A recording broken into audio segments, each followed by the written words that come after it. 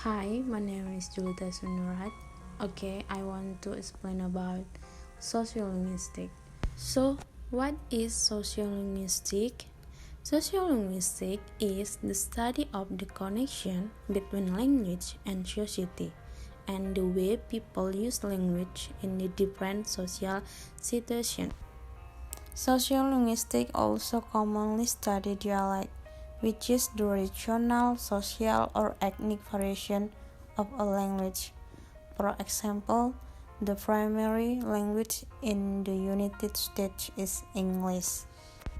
And people who live in the South, however, often vary in the way they speak and the words they use compared to people who live in the North, even though it is all the same language.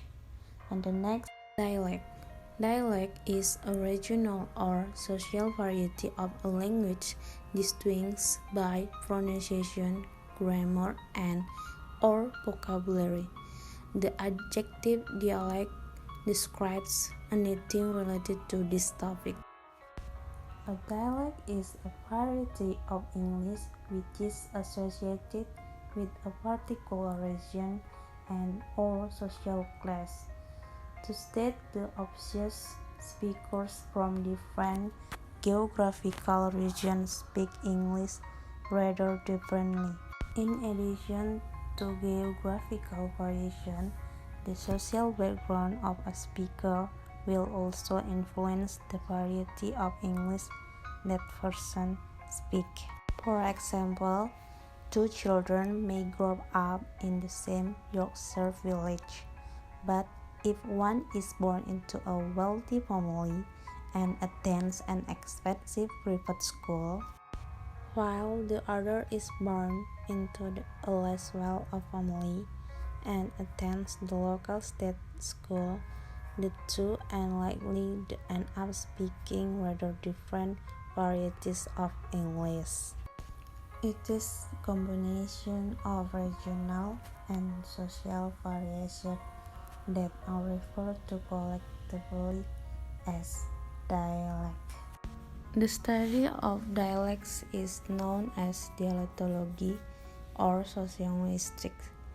The term dialect is often used to characterize any way of speaking that differs from the standard variety of language, which is largely considered to be dialect-free, which that say few people actually speak the standard variety and most language represent a dialect. The very fact that language and dialect persist as separate concepts implies that linguists can make tidy distinction for speech varieties worldwide. But in fact, there is no objective difference between the two. Any attempt you make to impose that kind of order on reality falls apart in the face of the real evidence. And dialect is much broader notion. It refers to distinctive vocabulary and grammar of someone's use of language.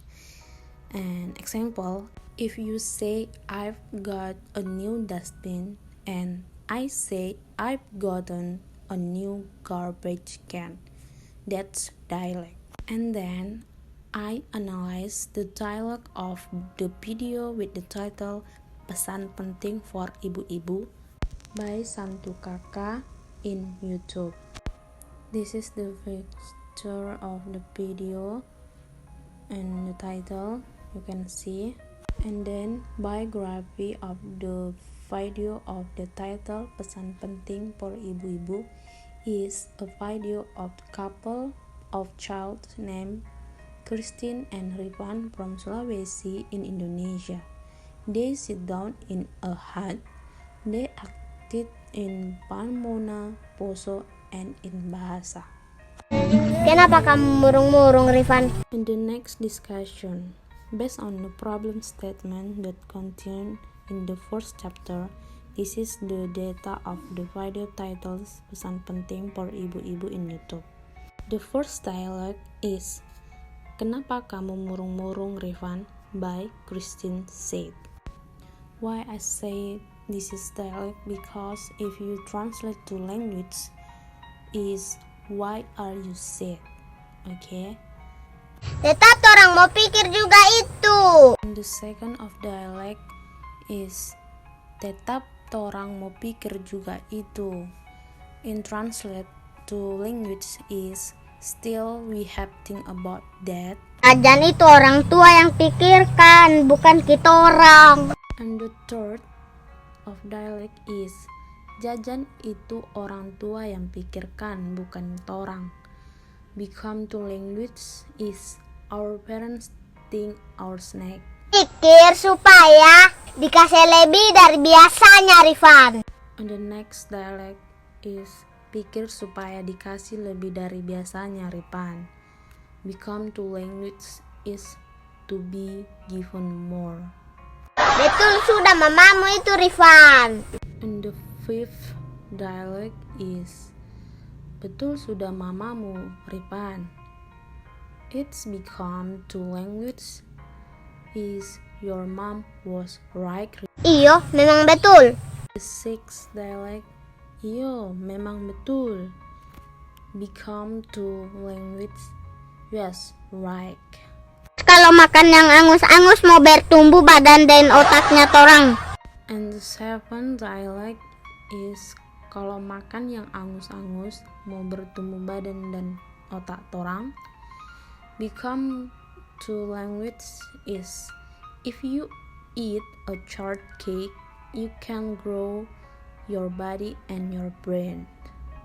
Mana ada anak yang sehat dan pintar dikasih terus kue angus. And the eighth dialect is mana ada anak yang sehat dan pintar dikasih terus kue angus. Become to language is there will be no children so healthy and smart if given to eat carrot cakes. Kasihan kan kalau torang makan yang angus-angus terus. And the ninth dialect is kasihan kalau torang makan angus-angus terus. Become to language so for me I ate a carrot cakes. Apa dan?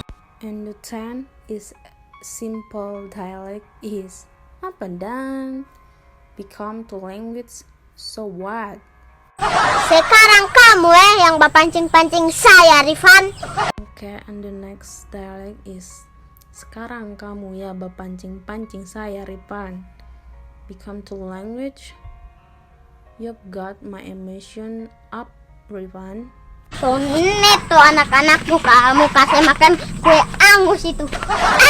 And the last of dialect is so ini tuh anak-anakmu kamu kasih makan kue angus itu.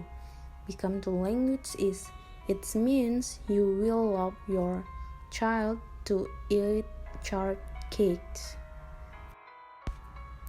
Okay, this is the notes of words.